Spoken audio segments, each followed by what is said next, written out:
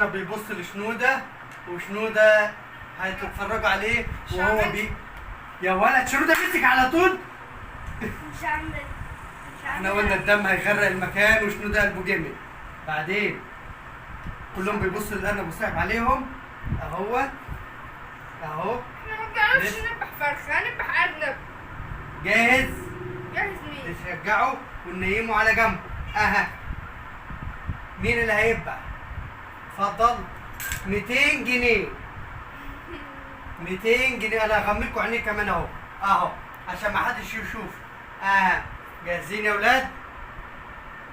ايوه وشو بدا يتشجع وقلبه يبقى جامد. تمام بس اول ما قال لا ده بشو ايده بتترعش اكتر من الارنب. لا شكلها كده السكينه بتترعشك. وبعدين مش عارف، مش قادر اعملها. لا مش هعملها. خش يا شنودة بقلبك الجامد لا، مش وهتتفرجوا على شنودة. شنودة كل مرة يمسك الساطور ده وما بيعملش حاجة. ها اتفرج. ايوه هينزل اهو. مش هعملها. مش هتعملها اما مسكت الساطور ليه؟ للأسف الاتنين طلعوا خايبين جدا جدا جدا.